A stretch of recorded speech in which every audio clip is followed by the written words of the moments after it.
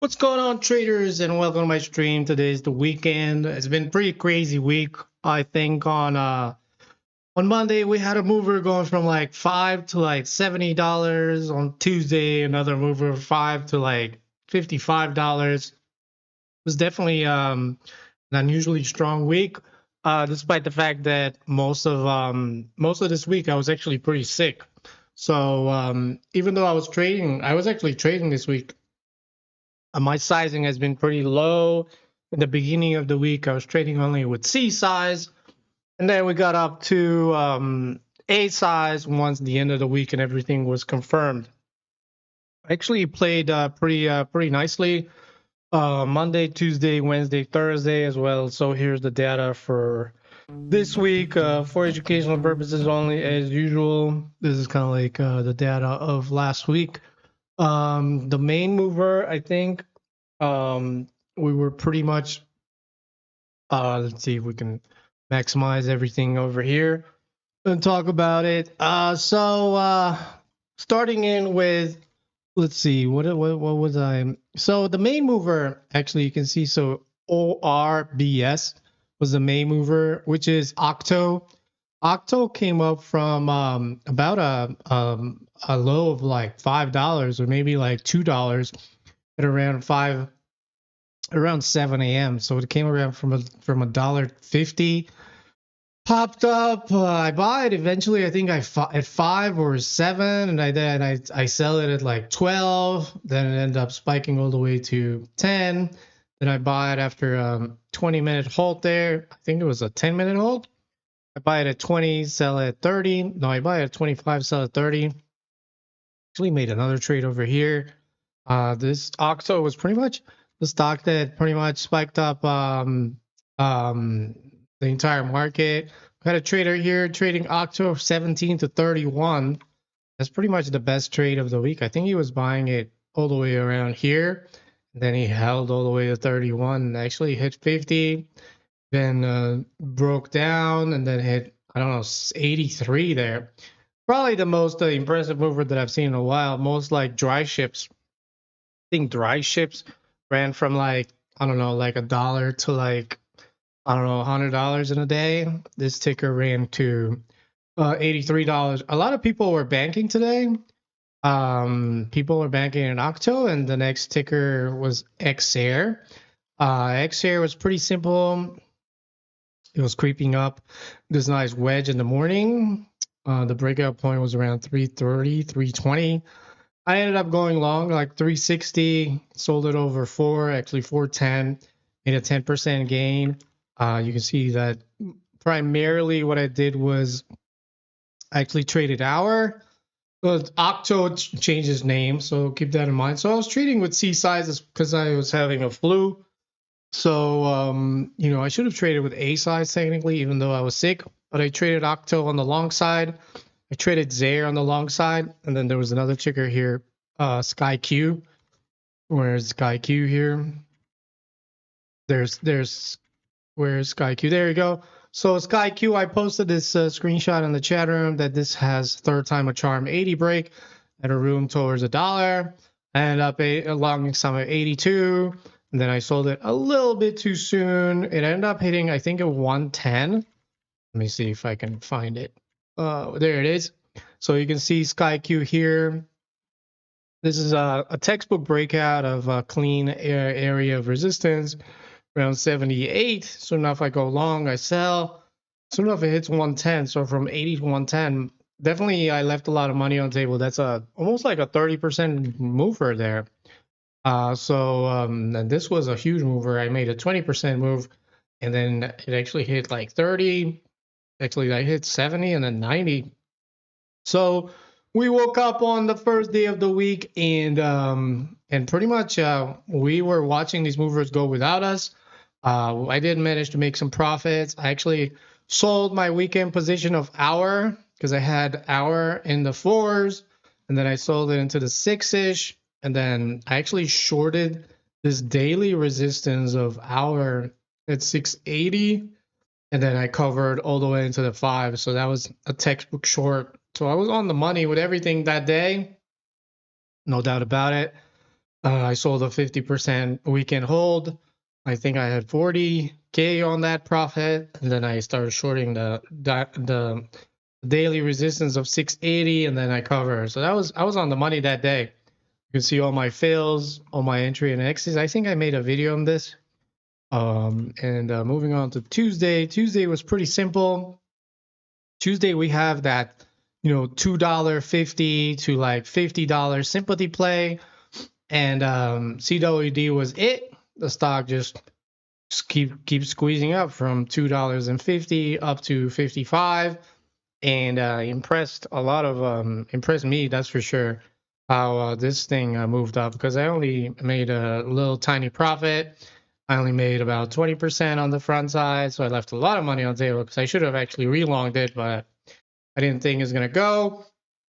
Next ticker I did trade, this one was Yoel. Yoel was developing healthy volume around a million on the 1 minute. This flow was around 50 million.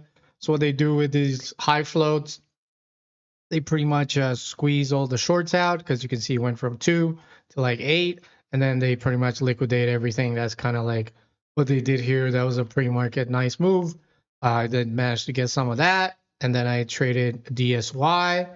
DSY was pretty simple. DSY was another short the daily resistance kind of deal.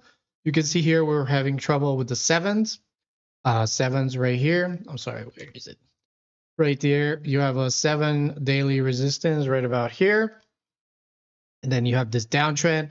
The thing about DSY is that this ticker pretty much had a really huge float. I think it was like 40 million, and it was gapping up 200, 300%. So soon enough, I knew this thing is going to sell off. Soon enough, it did. Short around 7, ended up going all the way down to 3. So, this was my first experience shorting. It wasn't my first experience shorting. It was my first great, amazing experience shorting this week. Sadly, I didn't really continue on the shorting extravaganza. I thought we're still going to, have all these movers that moved. You can see that, and then you can see I had 2 longs and 1 short. And on Wednesday, everything started becoming very what happened here, everything becoming a lot of a short side. You can see so here that we had some huge mover here, RBNE, moved from like 2 to like 6, and then had a VWAP reclaim and then dumped. You can see that a lot of tickers, as we got into Wednesday, they were, these tickers, for example, another ticker here, GLE had a VWAP, had a 730 higher high spike, and then we were supposed to go higher, and they just didn't hold it. So the pre-market runner ended up being less and less, and then most of these pre-market runners turn into gap up shorts. You can see a gap up short here. RBNE never really retested VWAP. And then another ticker, I was long a couple times. I wasn't, because I saw so many 1,000% movers, I didn't want to leave money on the table. So I didn't sell my winners until I was red. But I did manage to, actually I didn't really stick to my, I had a long here at like 320, it spiked to 4, and I didn't let it out. And then I had a long over here around $3, and then I didn't lock in the profit. I think I was a little bit greedy because I saw all these big movers. Soon enough, these the majority of the tickers on Wednesday ended up all being sell-offs. The only ticker I did make money was Wilds. Wilds, we just jump out of the blue. I didn't long enough on the front side. And then pretty much I started short around 9, and I waited for it to short the daily resistance at 1050, and then I watched it reject, and then I shorted based on that risk. Soon enough, I covered 1050, covered 650, and then I shorted again. I don't know if I shorted at 8 or not. I don't remember. Anyway, this ticker hit again the daily resistance before failing. So Wilds was actually the biggest gain on Wednesday, and the other ticker I did take take long was GLE as well. GLE, I mean, I was in the green most of the time. If I would have taken my profits out, I would have been really much in the green. But I actually ended up, holding threes, stopping out in the threes, buying VWAP, stopping out, and then adding on this bounce, and then selling it on this bounce. So you can see that these tickers, even though they provide a lot of range, 1 to 450, the majority of these tickers, we were on the backside of majority of these tickers. You can see RBNE, GLE, and SMX. SMX, another ticker that went straight up. I thought, this ticker is going to be another, big float that moved. Soon enough, they just released phase 2 and then they dumped it. So it was very so those ticker really started the small cap market. It's just that the small cap market got met with a lot of stocks that popped and then they dropped. They weren't holding. You see, SMX had a lot of daily resistance here, 40 million, 50 million, or whatever, and it had phase 2, and soon enough, it didn't really go. And then you had right here, what is this ticker called? That's what is this ticker called? PMWP. Another gap and crap. So majority of these tickers, like after Tuesday, the majority of these tickers end up selling. Another ticker that ended up selling was SLXN. Another ticker, you can see that even though it had range because it broke out of this channel, SMX broke out of the channel between 13 and like 11. It only hit VWAP to 16, so it did give technically, I don't know, 10, 15% if you were going to buy this uptrend breakout out of this channel. But soon enough, it got met with resistance, and soon enough went to sell-off mode. So a lot of these tickers just popped really quickly, and then they sold off. That was the primarily. You can see a lot of tickers just popped up and sold off in the pre-market. So I ended up that day coming up green, but it was very challenging because I was just getting stopped out.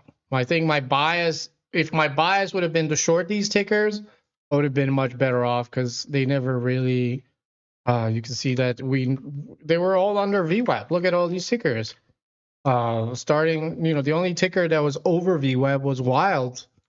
You can see this ticker under VWAP on Wednesday, this ticker under VWAP Wednesday, this ticker under VWAP, this ticker under VWAP, this ticker. So we had like 4 tickers under VWAP, and my bias on it was to go long.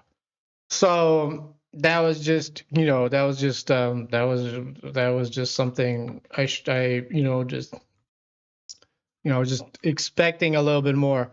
Soon enough, Thursday came around again. Again, I was trying to buy them, and soon enough, the trend remained the same.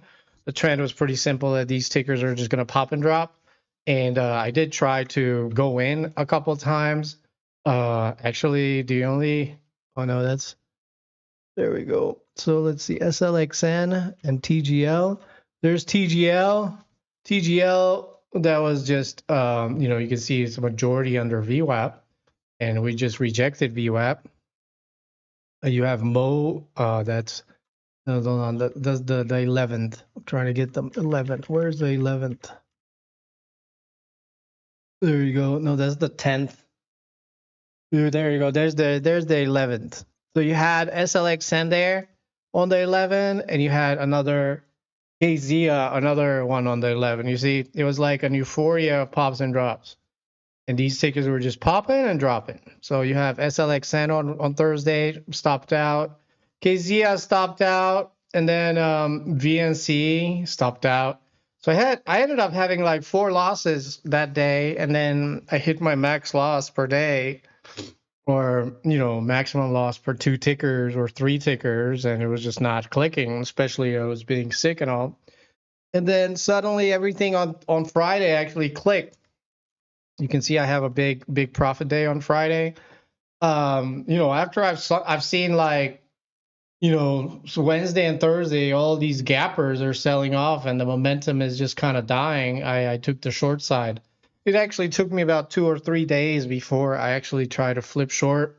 My GCTK trade was, as you can see here, we popped up all the way up to 14, and we had a fake out here trying to break the breakout.